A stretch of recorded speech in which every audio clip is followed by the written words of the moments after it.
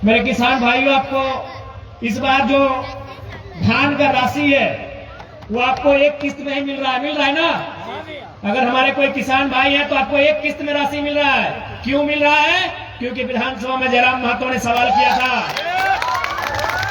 और उस सवाल का उत्तर देने के लिए इरफान अंसारी और हेमंत सोरेन दोनों खड़े हुए थे। अगर आपको याद होगा, बजट सत्र में हम एक ही सवाल किया था, क्या मंत्री महोदय किसानों को जो राशि आप देते हैं वो 2 किस्तों में देते हैं, तो क्या इस बार से एक किस्त में देंगे? मेरा सीधा सवाल है। तो फिर मुख्यमंत्री खड़े हुए, इरफान जी को बोले बैठिए बैठिए हम उत्तर देते हैं।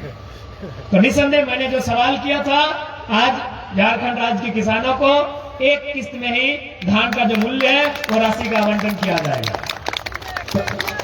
तो निसंदेह जिस उम्मीद के साथ आप लोगों ने विधानसभा के भीतर हमें भेजा है, उस उम्मीद पर हम कभी आपकी उम्मीद को नाउम्मीद नहीं होने देंगे। ये हमारा प्रयास रहेगा। इस बार भी जो विधानसभा का अंतिम दिन था, मैंने राज्य सरकार से जो लगभग 2.5 लाख से 3 लाख के बीच पद रिक्त हैं, उन पदों की भरपाई की मैंने मांग की कि एक तरफ हमारे राज्य में बेरोजगारी बढ़ रही है, एक तरफ हमारे पढ़े लिखे नौजवान पलायन कर रहे हैं, तो दूसरे देशों में जा रहे हैं, दूसरे राज्यों में जा रहे हैं, और दूसरी ओर हमारे यहाँ लाखों पद खाली हैं, उन पदों को भरा जाए। हमने यह भी मांग किया था कि जो निजी कंपनियां हैं झारखंड में, लगभग सरकार के आंकड़ों के अनुसार 7-8 हजार रजिस्टर्ड है, बाकी तो हमें लगता है 20-25 हजार कंपनियां होंगी, उनमें भी 75% झारखंड के नौजवानों को काम मिले। मैंने ये भी मांग करने का काम किया था।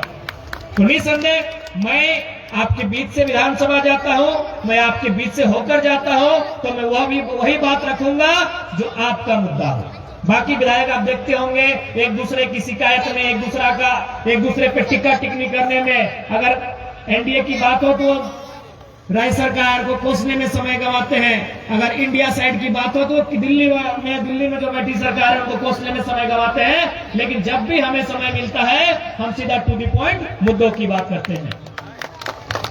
तो निसंदेह आपने जिस उम्मीद के साथ हमारे संगठन को, हमारे साथियों को मौका दिया था, मानते हैं कि उनमें से एक विधायक ही हम लोग जीत के गए हैं, लेकिन आप जान सकते हैं वो एक विधायक पूरे राज्य में चर्चा का विषय है, ये किसी से छुपा नहीं है।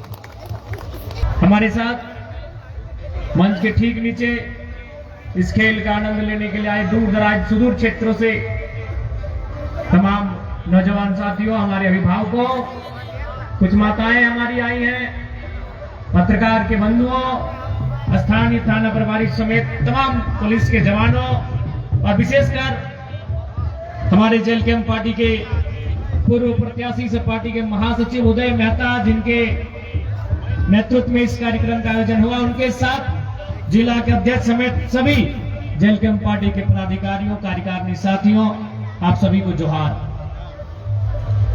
सबसे पहले जो टीम जीत गई, मैं उन्हें बधाई देता हूं और ढेरों सारी शुभकामनाएं कि आप इसी प्रकार से जीतें और अपने नाम के साथ नए नए कीर्तिमान जोड़ने का काम करें।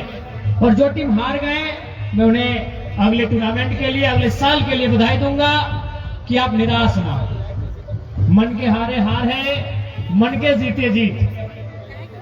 जो खिलाड़ी मैदान में हारता है वो जीत सकता है, पर जो मन से हारता है वो जीत नहीं सकता। इसलिए मन से नहीं हारिए। आपने मैदान हारा है, इसके बाद के टूर्नामेंट को आप जीत सकते हैं। अभी पेनल्टी में हारा है।